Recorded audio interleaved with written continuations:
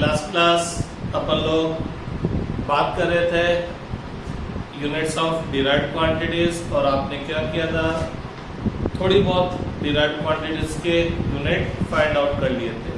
Derived quantity के unit find out करने के लिए आपने क्या किया, डिराइव्ड क्वांटिटीज को एक्सप्रेस किया इन टर्म्स ऑफ फंडामेंटल क्वांटिटीज, और फंडामेंटल क्वांटिटीज के यूनिट्स डायरेक्ट गिवन होते हैं, और उनके थ्रू हमने डिराइव्ड यूनिट्स को किसके फॉर्म में रिप्रेजेंट कर दिया, in terms of fundamental units. After that we have studied about the SI prefix, the words, the symbols which comes before the SI units, just like kilo, milli, centi, mega। तो अपन लोगों ने देखा था कि जो ये SI प्रीफिक्स होते हैं इनकी वैल्यू 10 के पावर के हिसाब से चलती है। तो 10 रेज़ टू द पावर 18 से अपने टेबल स्टार्ट किया था, 10 to the power 18, 15, 12, 10 to the power 9, 10 to the power 6, 10 to the power 3, 10 to the power 2, 10 to the power 1, फिर -1, -2, -3, ये सब 10 की पावर में चल रहे हैं। 10 टू द पावर -6, -9, -12, -15, -18।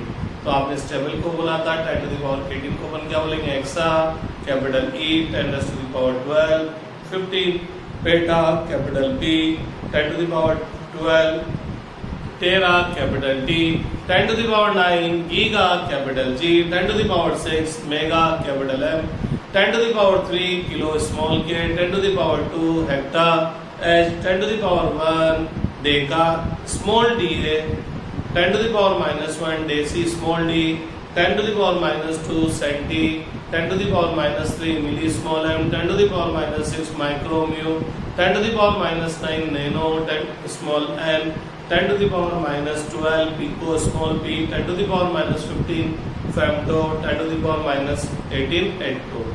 आपको ये टेबल याद रहती है तो बहुत अच्छी बात है। Exa, peta, tera, giga, mega, kilo, hecto, deca, deci, centi, milli, micro, nano, pico, femto, atto. मैं +18 से -18 के ऑर्डर में मैंने ये बोले हैं। अगर आपको ये याद रहते तो बहुत अच्छी बात है, और नहीं रहते तो एटलीस्ट किलो का मतलब आपको पता होना चाहिए, 10 टू द पावर 3, मेगा का मतलब आपको पता होना चाहिए, 10 टू द पावर 6, सेंटी का मीनिंग आपको पता होना चाहिए, 10 टू द पावर -2, मिली का मीनिंग पता होना चाहिए, 10 टू द पावर -3, माइक्रो का मीनिंग पता होना चाहिए, -6, नैनो 10 टू द पावर -9, और pico 10 to the power -12। Means ये तो नींद में उठाकर आपसे पूछे तो आपको याद होने चाहिए।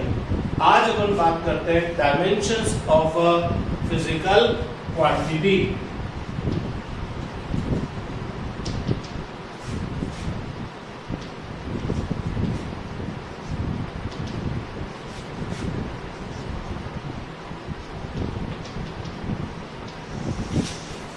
तो आज अपन क्या करेंगे, फिजिकल क्वांटिटी की डायमेंशंस देखेंगे कि किसी भी फिजिकल क्वांटिटी की डायमेंशंस क्या होती है, इसको अपन आज देखेंगे।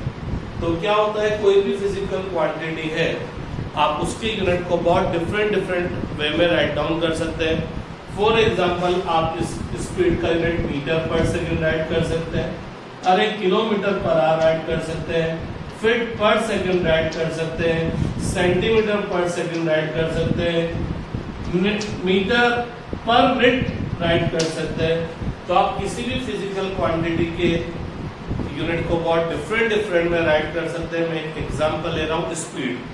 तो स्पीड के यूनिट को आप बहुत डिफरेंट वे में राइट कर सकते हैं। लेकिन आप एक बात देखिएगा, मैं स्पीड का यूनिट चाहे किलोमीटर पर आवर राइट कर रहा हूँ, चाहे मीटर पर सेकंड राइट कर रहा हूँ, चाहे मीटर पर मिनट राइट कर रहा हूँ, चाहे सेंटीमीटर पर सेकंड राइट कर रहा हूँ, लेकिन एक बात है, in order to find the unit of speed मैं सब में एक काम कर रहा हूँ, unit of length divided by unit of time, unit of length divided by unit of time, unit of length divided by unit of time. It's means चाहे मैंने यूनिट ऑफ स्पीड अलग अलग लिखा है, लेकिन हर केस के अंदर यूनिट स्पीड का यूनिट फाइंड आउट करने के लिए हमेशा मैं एक ही काम कर रहा हूँ, लेंथ के यूनिट को किससे डिवाइड कर रहा हूँ, टाइम के यूनिट से।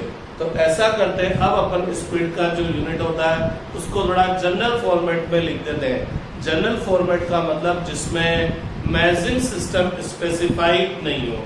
क्योंकि जब अपन मीटर पर सेकंड बोलते हैं तो यहाँ पर अपन मेजरिंग सिस्टम ले लेते हैं कि मीन्स लेंथ टाइम को किस में मेजर किया, तो यहाँ फिक्स हो गया कि लेंथ को हमने किस में मेजर किया, मीटर में, टाइम को सेकंड में। जब मैं किलोमीटर पर आवर लेता हूँ तो फिर यहाँ पर मेजरिंग सिस्टम फिक्स हो गया कि लेंथ किलोमीटर में मेजर की जाएगी, टाइम आवर में मेजर किया जाएगा। लेकिन अब आज मैं क्या करना चाहता हूँ, स्पीड का यूनिट बोले तो किसी फिजिकल क्वांटिटी का यूनिट मैं किसी पर्टिकुलर मेजरिंग सिस्टम में राइट नहीं करके उसको थोड़ा सा जनरल फॉर्मेट में राइट करना चाहता हूँ। मीन्स मैं यहाँ कोई मेजरिंग सिस्टम नहीं लेना चाहता कि जब मीटर पर सेकंड लेता हूँ तो ये एमकेएस बन जाता है, जब फीट पर सेकंड लेता हूँ तो ये एफपीएस बन जाता है, जब सेंटीमीटर पर सेकंड लेता हूँ तो ये सीजीएस सिस्टम बन जाता है, और जब किलोमीटर पर आवर लेता हूँ तो ये कोई अनदर टाइप का मेजरिंग सिस्टम बन जाता है। लेकिन आज मैं क्या करना चाहता हूँ, फिजिकल क्वांटिटी के यूनिट को किसी particular measuring system SI, FPS, CGS पे रिप्रेजेंट नहीं करके थोड़ा सा जनरल रिप्रेजेंट करना चाहता हूँ। तो उसके लिए मैं क्या करूंगा, तो आपने देखा कि स्पीड का यूनिट आप चाहे कुछ भी लिखिए, in order to obtain the unit of speed आप सबके अंदर एक ही काम कर रहे हैं, यूनिट ऑफ लेंथ को डिवाइड कर रहे हैं विद यूनिट ऑफ टाइम। तो मैं बोल सकता हूं क्या बोल सकता हूं कि स्पीड, यूनिट ऑफ स्पीड किसके इक्वल हो गया, unit of length upon unit of time, unit of length upon unit of time. तो जब मैं स्पीड का यूनिट बोलता हूँ unit of length upon unit of time, तो गौर फरमाइएगा मैंने यहाँ पर कोई पर्टिकुलर मेजरिंग सिस्टम स्पेसिफाई नहीं किया है, मैंने यहाँ स्पीड के यूनिट को थोड़ा सा जनरल फॉर्मेट में राइट किया है। अब मैं यूनिट ऑफ लेंथ बोलता हूँ तो नो डाउट इसकी पावर कितनी है 1, यूनिट ऑफ लेंथ केवल टाइम आ रहा है तो इसकी पावर भी कितनी है +1। अब अगर मैं इन दोनों को एक ही ऊपर तरफ ले जाऊं, लेता हूँ न्यूमरेटर में ले जाऊं, तो क्या हो जाएगा, यूनिट ऑफ स्पीड किसके इक्वल होगा, यूनिट ऑफ लेंथ पावर +1, और जब ये ऊपर जाएगा तो क्या बन जाएगा, unit of time rays to the power -1। तो गौर फरमाइएगा in order to obtain unit of speed, तो मैं स्पीड का क्या फाइंड आउट कर रहा हूँ, यूनिट फाइंड आउट कर रहा हूँ।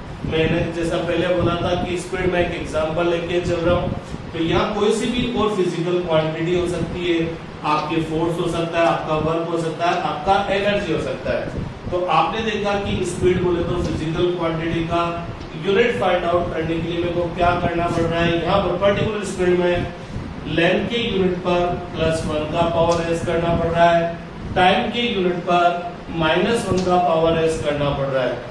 यूनिट ऑफ लेंथ, अरे length is a fundamental quantity, तो इसका यूनिट फंडामेंटल यूनिट होगा। Unit of time, time is also fundamental quantity, तो इसका यूनिट भी फंडामेंटल यूनिट होगा। तो मैं बोल सकता हूँ कि स्पीड का यूनिट फाइंड आउट करने के लिए मेरे को फंडामेंटल यूनिट्स बोले तो यूनिट ऑफ लेंथ पर +1 का और यूनिट ऑफ टाइम पर -1 का पावर रेज करना पड़ रहा है। तो स्पीड का यूनिट फाइंड आउट करने के लिए आपको जो फंडामेंटल यूनिट्स पर जो पावर्स रेज करने पड़ रहे हैं, जो पावर्स लगानी पड़ रही है, इन पावर्स को ही अपन क्या बोलते हैं, डायमेंशंस ऑफ फिजिकल क्वांटिटी। तो स्पीड का यूनिट फाइंड आउट करने के लिए लेंथ के यूनिट पर +1 का और टाइम के यूनिट पर -1 का पावर रेज करना पड़ रहा है। इसका मतलब प्लस स्पीड की डायमेंशंस कितनी होगी, +1 और -1, या ये बोल सकते हैं स्पीड की लेंथ में डायमेंशन +1 और टाइम में डायमेंशंस क्या है, -1 है। तो अब बात करते हैं थोड़ा ढंग से कि डायमेंशंस क्या होती है।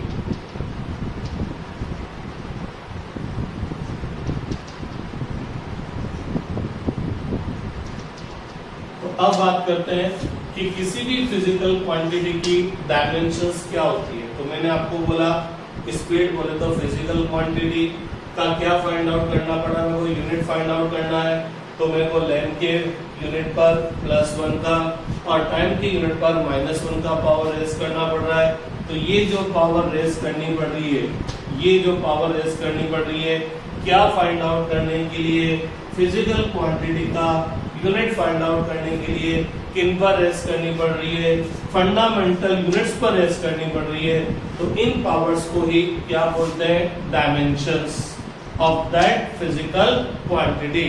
तो अब अगर ढंग से मैं बोलूं तो dimensions of a physical quantity are the powers, dimensions of a physical quantity are the powers which we have to raise to the fundamental units in order to obtain unit of that physical quantity।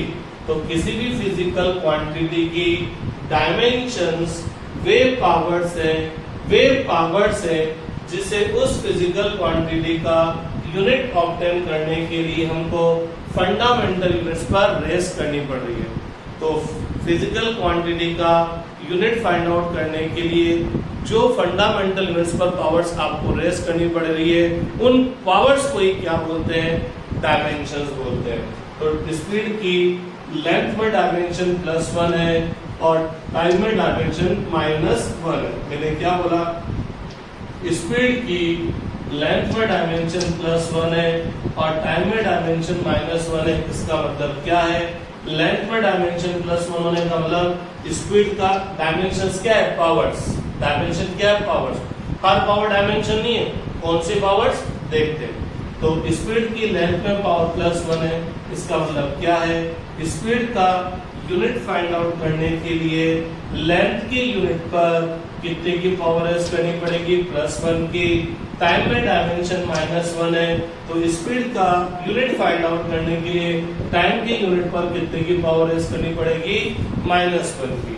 तो dimensions किसी भी physical quantity की dimension वो powers है जिसे उस physical quantity का unit find out करने के लिए फंडामेंटल यूनिट्स पर आपको रेस करनी पड़ेगी। तो अगर लेंथ में डायमेंशन +1 और टाइम में डायमेंशन -1 आ रहा है तो इसका मतलब उस क्वांटिटी का यूनिट फाइंड आउट करने के लिए लेंथ के यूनिट पर +1 का और टाइम के यूनिट पर -1 का पावर रेस करना पड़ेगा। तो वापस अपन डायमेंशन का डेफिनेशंस बोल लेते हैं। तो सबसे पहले बताओ डायमेंशंस क्या है? क्या है dimensions? Dimensions are the powers है।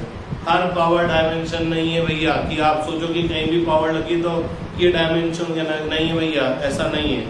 तो किसी भी फिजिकल पावर डायमेंशंस क्या होंगे? फिजिकल क्वांटिटी की।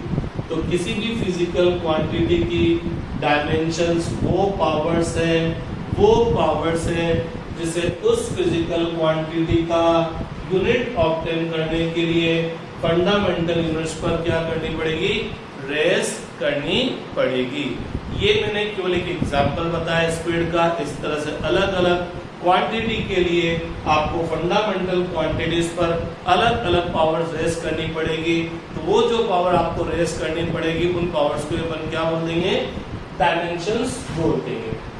अब लेट अस सपोज यहाँ तो मैंने एक एग्जांपल लिया था स्पीड, जो केवल लेंथ और टाइम पर डिपेंड कर रहा था। लेकिन अगर कोई ऐसी फिजिकल क्वांटिटी आ जाती जो लेंथ टाइम के अलावा मास पर भी डिपेंड करती तो इसका मतलब नो डाउट उस फिजिकल क्वांटिटी का यूनिट फाइंड आउट करने के लिए यहाँ पर मास का यूनिट भी आता था। तो देखते हैं।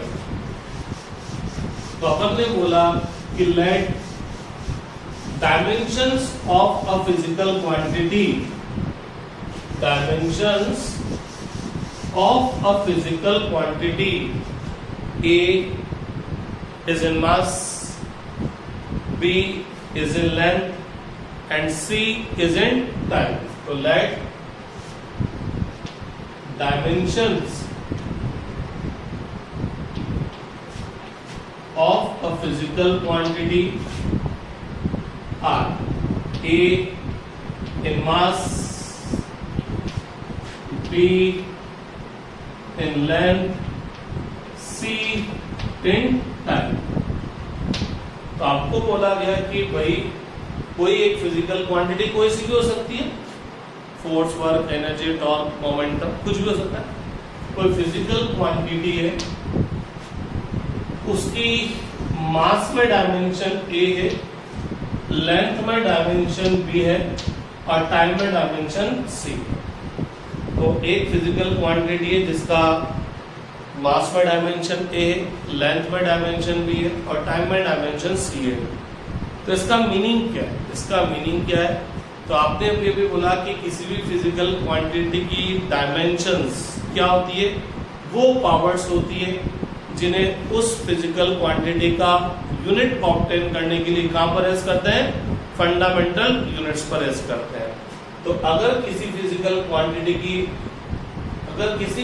क्वांटिटी की मास में डायमेंशन a है, लेंथ में डायमेंशन b है, टाइम में डायमेंशन c है, तो इसका मीनिंग क्या हुआ? इसका मीनिंग ये हुआ कि अगर मैं इस फिजिकल क्वांटिटी का यूनिट ऑब्टेन करना चाहता हूँ, यूनिट फाइंड करना चाहता हूँ, यूनिट एक्सप्रेस करना चाहता हूँ, तो मास के यूनिट पर कितने का पावर एस करना पड़ेगा? a का। लेंथ के यूनिट पर कितने का पावर एस करना पड़ेगा? b का। टाइम के यूनिट पर कितने का पावर एस करना पड़ेगा? c का। तो अगर आपसे बोला गया किसी फिजिकल क्वांटिटी की मास में डायमेंशन a है, लेंथ में डायमेंशन b है और टाइम में डायमेंशन c है, तो इसका मतलब क्या हुआ? यूनिट ऑफ फिजिकल क्वांटिटी, जिसको अपन u से भी रिप्रेजेंट कर सकते हैं, यूनिट ऑफ फिजिकल क्वांटिटी क्या होगी? Unit of mass raise to the power a, unit of length raise to the power b and unit of time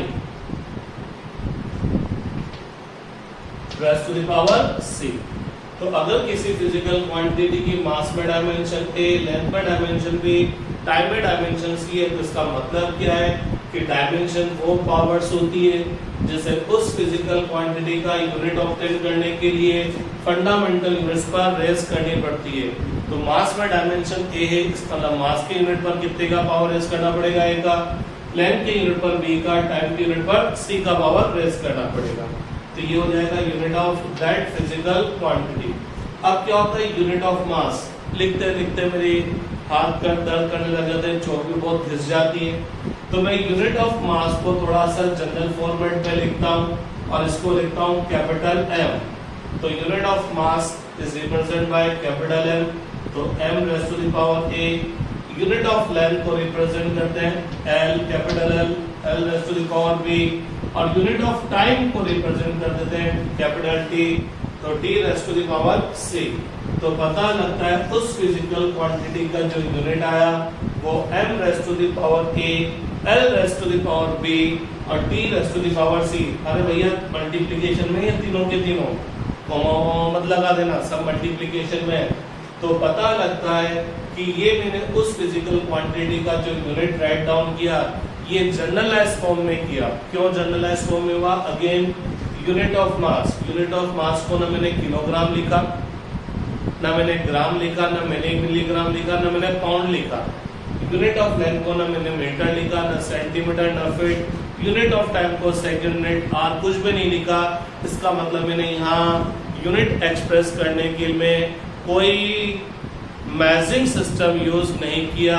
मैंने उस फिजिकल क्वांटिटी का जो यूनिट था वो जनरलाइज फॉर्म में राइट डाउन किया, क्योंकि मैंने मास की यूनिट को किलोग्राम, ग्राम, पाउंड न लिखकर capital M, unit of length को मीटर, सेंटीमीटर, किलोमीटर न लिखकर कैपिटल L, और टाइम की यूनिट को सेकंड, मिनट, आवर न लिखकर कैपिटल T लिखा है। तो एक तरह से ये यूनिट लिखने का, यूनिट एक्सप्रेस करने का एक जर्नलाइज मेथड है। जर्नलाइज मेथड में इसमें कोई मेजरिंग सिस्टम शो नहीं हो रहा है, मेजरिंग सिस्टम फिक्स नहीं कर रखा है, मेजरिंग सिस्टम यूज नहीं कर रखा है।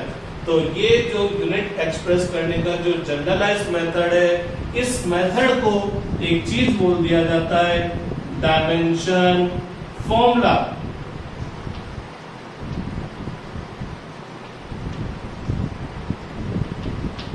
Dimension formula of physical quantity. तो डायमेंशन फॉर्मूला बेसिकली यूनिट है, किसी भी फिजिकल क्वांटिटी का डायमेंशन फॉर्मूला एक यूनिट है, लेकिन यूनिट किस फॉर्म में? जनरलाइज फॉर्म में। जनरलाइज फॉर्म का मतलब जहां मेजरिंग सिस्टम फिक्स नहीं होंगे। तो आज के बाद आपको एक प्रॉब्लम आने वाली है। आपसे एग्जाम में यूनिट पूछा जाएगा, बच्चे डायमेंशन फॉर्मूला राइट डाउन कर कर आएंगे, डायमेंशन फॉर्मूला पूछा जाएगा, यूनिट राइट डाउन कर कर आएंगे। तो अभी से क्लियर कर लो, जब वो आपसे यूनिट पूछता है तो चाहे उसने मेजरिंग सिस्टम नहीं बोला हो लेकिन उसने यूनिट बोला है तो अपने लिए कौन सा सिस्टम है, ऐसा सिस्टम। और जब वो यूनिट बोलेगा tell me the unit of speed, tell me the unit of force, tell me the unit of work, तो मैं क्या करूंगा उस केस में यूनिट ऑफ मास को मैं किलोग्राम लिखूंगा, यूनिट ऑफ लेंथ को मीटर लिखूंगा और यूनिट ऑफ टाइम को सेकंड लिखूंगा। मींस मैं वहाँ एम की जगह किलोग्राम, मीटर और यहाँ सेकंड लिखूंगा। लेकिन जब उसने डायमेंशंस बोला है तो मैं यूनिट ऑफ मास को किलोग्राम, ग्राम नहीं लिखूंगा, एम, लेंथ की यूनिट को मीटर, सेंटीमीटर नहीं लिखूंगा, एल और टाइम की यूनिट को क्या लिखूंगा, टी। मींस जब वो यूनिट बोलेगा तो आपको मेजरिंग सिस्टम स्पेसिफाई करना है, और जब वो डायमेंशन फॉर्मूला बोलेगा तो आपको जनरल मेजरिंग सिस्टम लेना है, या यूं बोलना चाहिए यूनिट मेजरिंग सिस्टम यूज नहीं करना है और यूनिट को जनरल फॉर्मेट में लिखना है। और उस जनरल फॉर्मेट में unit of mass capital M, unit of length capital, unit of mass capital M, unit of length capital L और unit of time capital T होगा। तो this writing, this generalized writing of unit is known as dimension formula of physical quantity. तो अगर अपन किसी भी physical quantity के unit को जनरल वे में रिप्रेजेंट करेंगे तो उसी को अपन क्या बोलते हैं, dimension formula of that physical quantity.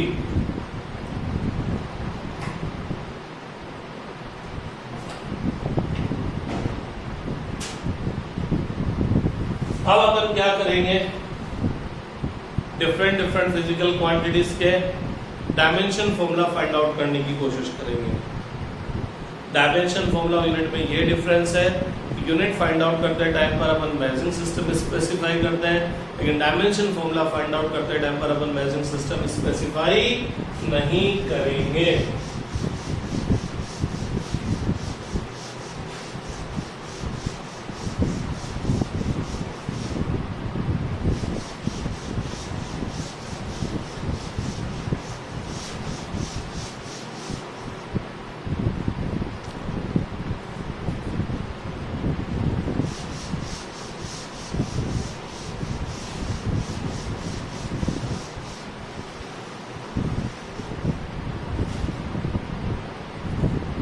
अपन बात करते हैं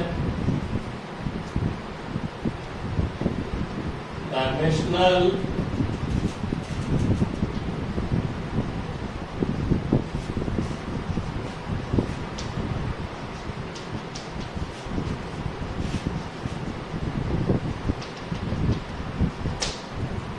dimension formula of physical quantity. ठीक है, सबसे पहले अपन इस पर बात करते हैं अबाउट एरिया।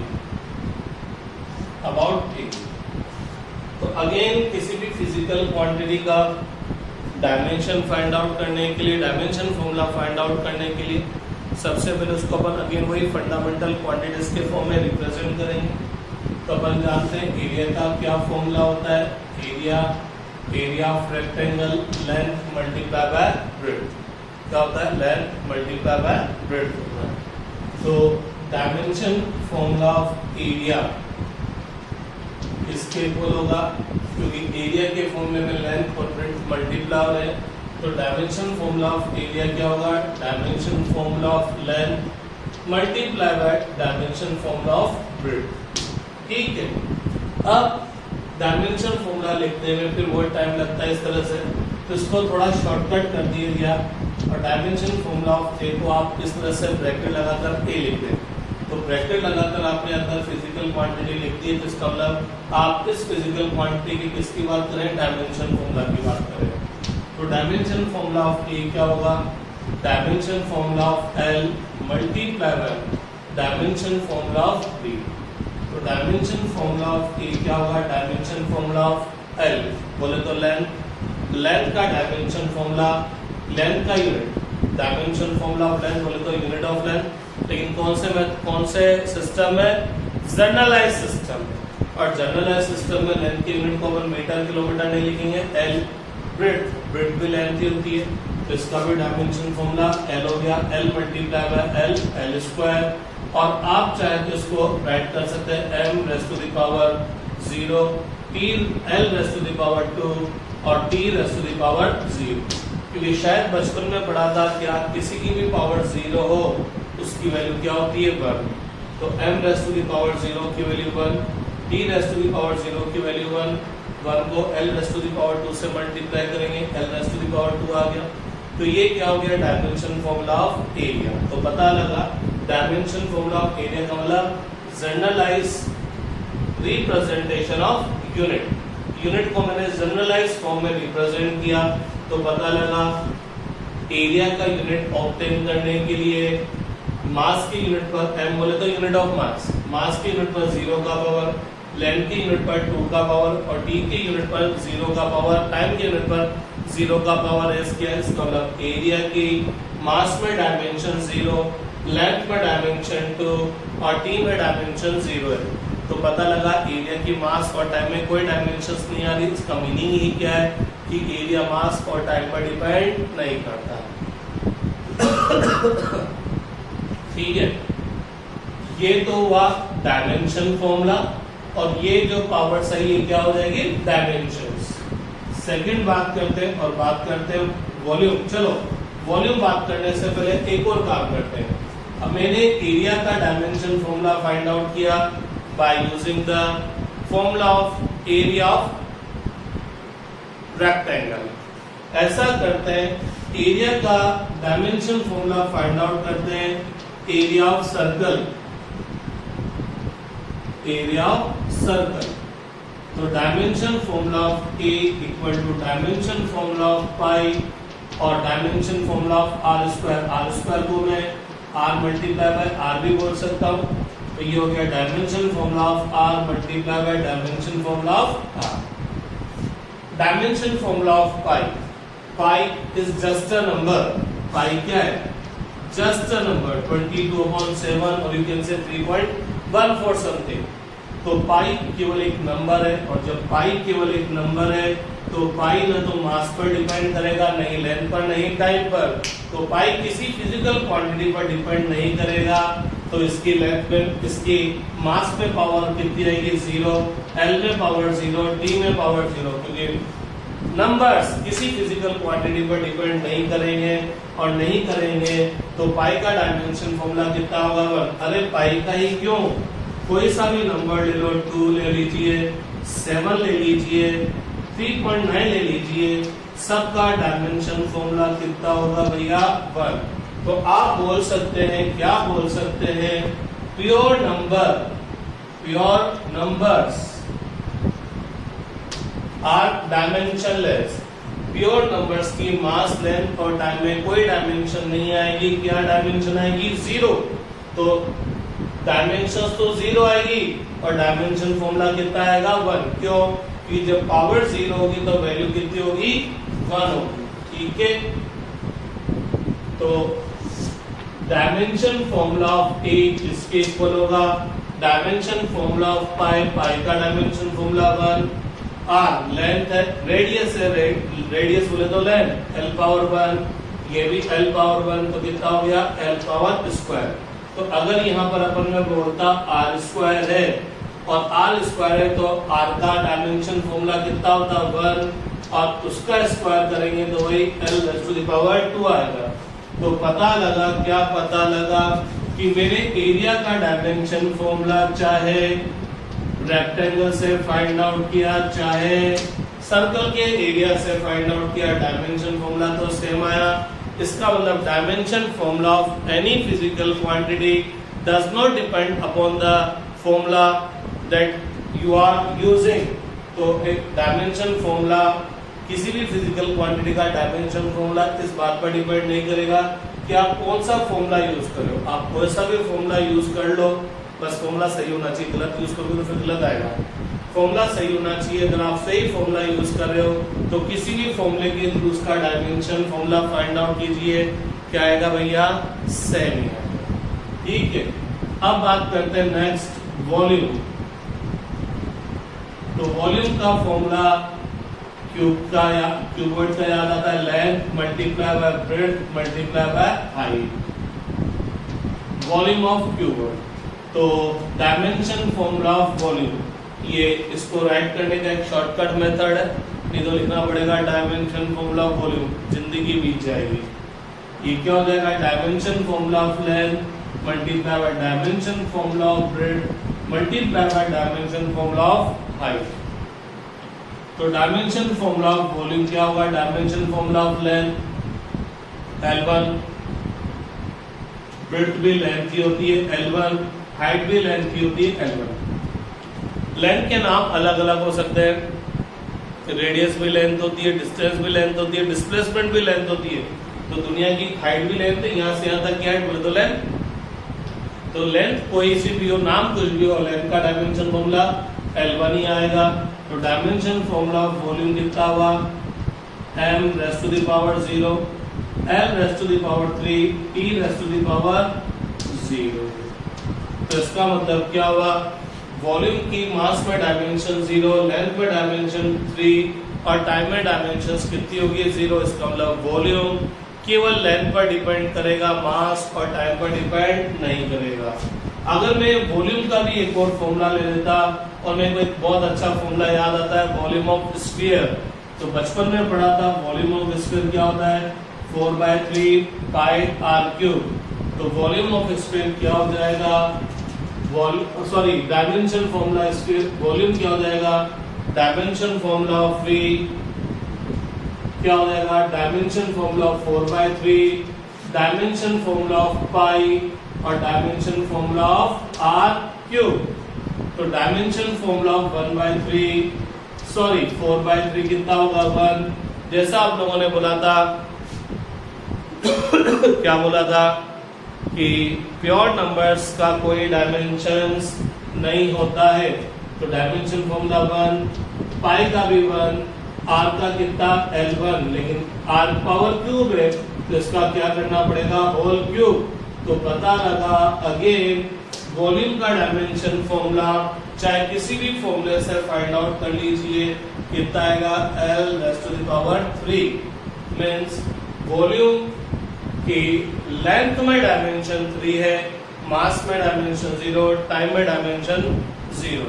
तो यहाँ मैं दो बातें बहुत इंपॉर्टेंट बोल रहा हूँ, क्या, एक तो प्योर नंबर्स जो होते हैं उनका कोई डायमेंशन फॉर्मूला नहीं होता है, या उनका डायमेंशन फॉर्मूला ओनली 1 होता है, और उनकी डायमेंशंस मास लेंथ और टाइम तीनों में डायमेंशंस कितनी होती है 0 होती है। दूसरी इंपॉर्टेंट बात मैंने बोली कि आप फॉर्मूला चाहे कोई सा भी यूज कर ले, अगर फिजिकल क्वांटिटी से मैं यहाँ पर भी एरिया का डायमेंशन फॉर्मूला फाइंड आउट किया, यहाँ पर भी एरिया का डायमेंशन फॉर्मूला फाइंड आउट किया, फॉर्मूला में अलग यूज कर रहा हूँ लेकिन डायमेंशन फॉर्मूला क्या आएगा सेम। तो dimension formula of a physical quantity does not depend upon the formula that we are using, तो उस फॉर्मूले पर डिपेंड नहीं करेगा। आप वॉल्यूम का दुनिया का कोई सा भी फॉर्मूला ले लो, वॉल्यूम का डायमेंशन फॉर्मूला हमेशा कितना आएगा L पावर 3, मींस आप सिलेंडर के फॉर्मूले से dimension formula volume find out कर लीजिए, कौन से फाइंड आउट कर लीजिए, स्फीयर से फाइंड आउट कर लीजिए, क्यूब से, क्यूबॉइड से, चाहे और किसी भी बॉडी के वॉल्यूम के फॉर्मूले से वॉल्यूम का डायमेंशन फॉर्मूला फाइंड आउट कीजिए, वो हमेशा कितना आएगा L raise to the power 3 आएगा।